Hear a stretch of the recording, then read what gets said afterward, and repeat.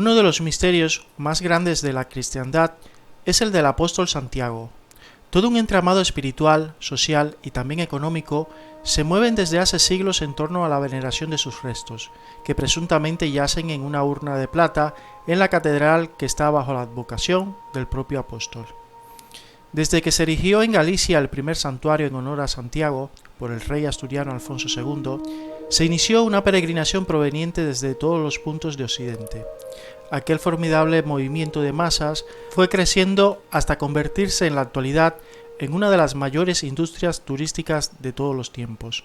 De hecho, desde nuestra perspectiva contemporánea, podríamos afirmar que se trató del primer destino turístico de Europa, aunque evidentemente se le llamó de otra forma en aquel tiempo. Así pues, lo que antes era un viaje iniciático que emprendían culturas tan antiguas como la celta, a través de un camino conocido ya desde épocas ancestrales como el Sendero de las Estrellas, en simbolismo a un recorrido a través de la Vía Láctea, fue aprovechado por los cristianos europeos para crear el mito de Santiago, que surge como una necesidad política, social y militar en un contexto histórico donde fuerzas árabes invasoras se extendían por toda la península. El mundo cristiano por entonces necesitaba más que nunca creencias que le movieran a luchar contra las hordas árabes que lo amenazaban. Es por ello que fue conveniente asociar el hallazgo de una capilla funeraria por el obispo Teodomiro en Galicia con el sepulcro del apóstol Santiago allá por el año 813. Pero existía un problema: había que justificar la presencia de los restos del santo en Galicia, ya que históricamente está comprobado que Santiago el Mayor, hijo de Zabadeo el pescador y hermano de San Juan el Evangelista, fue decapitado en Jerusalén por órdenes de Herodes Agripa I en torno al año 42 y enterrado en Palestina. Fue entonces que se puso en marcha una de las mayores maniobras propagandísticas de la Iglesia cristiana. Se publicaron relatos para justificar el peregrinaje y se reciclaron para tal fin arcanas tradiciones y costumbres, que al final llegaron a nuestros días diluidas en el mito y la fantasía, perdiéndose para siempre gran parte de ese saber atávico que hasta entonces se tenía de la espiritualidad.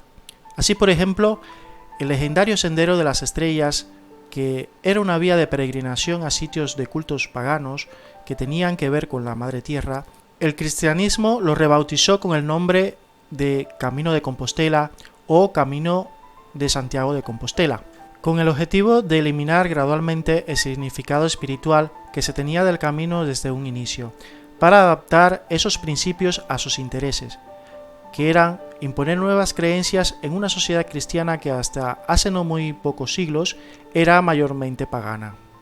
Compostela significa campo de las estrellas, pero este nombre no se debe al suceso que relató el obispo Teodomiro, en el cual cuenta que cientos de miles de luces salieron disparadas del sepulcro hacia el cielo, dando lugar a lo que es hoy la Vía Láctea, puesto que la Vía Láctea ha existido desde siempre y antiguamente religiones animistas la utilizaban como referencia para llegar a sus sitios de cultos sagrados.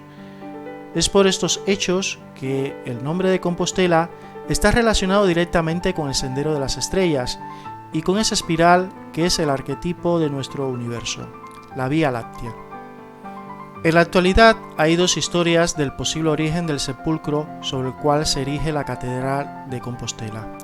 Por una parte, la historia oficial cuenta que en el año 813, en las inmediaciones de la iglesia San Fis de Solovio, se encontraba un ermitaño de nombre Pelayo, meditando y ensimismado en sus oraciones, cuando de pronto escuchó unos cánticos y unas voces provenientes de un bosque sagrado conocido ancestralmente como Libredón. Este era un bosque mágico y lleno de misterios que alimentaban los temores de las personas, por lo que nadie se atrevía a traspasar sus límites. Pelayo no solo oyó voces, también vio luces extrañas que posteriormente se refirió a ellas como estrellas, y éstas se movían por los árboles de aquel bosque.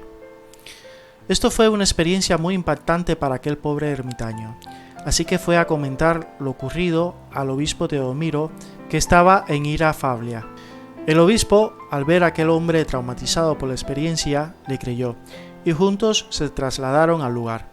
Tras una serie de preparativos espirituales, puesto que aquel bosque siempre había sido un lugar sagrado, se internaron en el mismo y descubrieron una construcción que desde hacía siglos estaba enterrada bajo un montículo de tierra que fue creado artificialmente.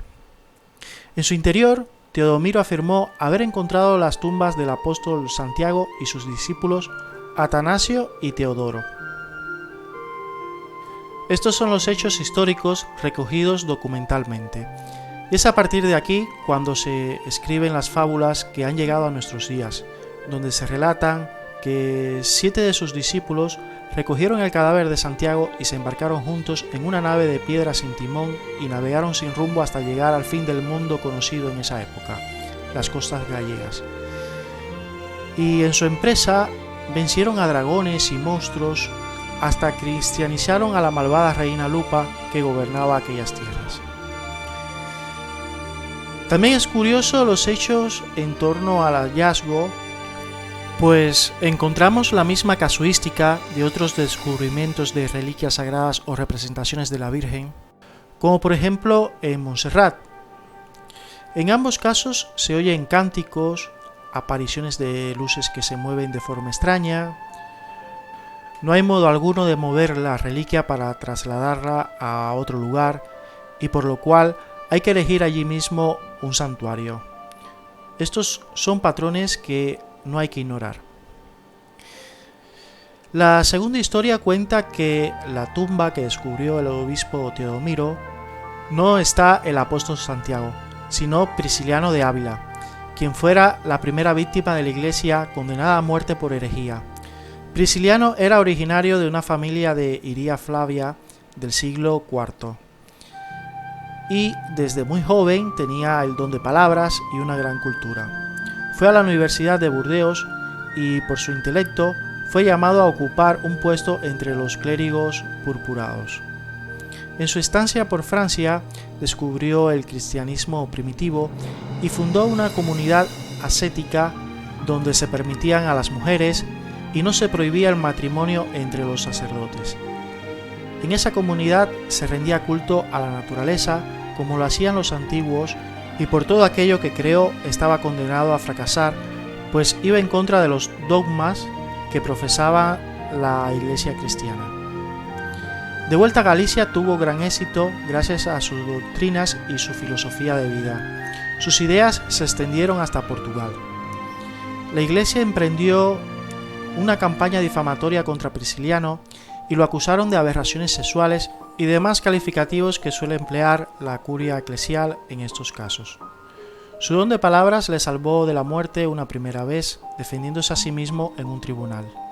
No obstante, en el año 389 el emperador Teodosio ordenó su ejecución en Treveris y se persiguió a todo aquel que tuviera avisos de priscilianismo. Sus discípulos llevaron sus restos hasta Galicia, su lugar natal, por un camino que 4 siglos más tarde sería el mismo camino de Santiago de Compostela. Fue enterrado junto a 6 de sus seguidores. Allí fueron considerados como mártires. Entonces, ¿quién se encuentra en la urna de plata de la Catedral de Santiago de Compostela? Ninguna de las historias son concluyentes. Las dos tienen seguidores y detractores. Sin embargo, se dan los siguientes hechos circunstanciales.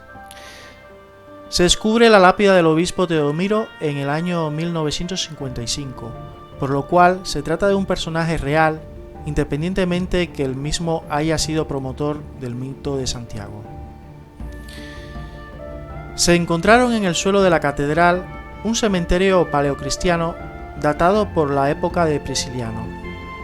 El sepulcro encontrado estaba cubierto por un mosaico datado del siglo I o II, 2 siglos antes de que viviera y muriera Prisciliano.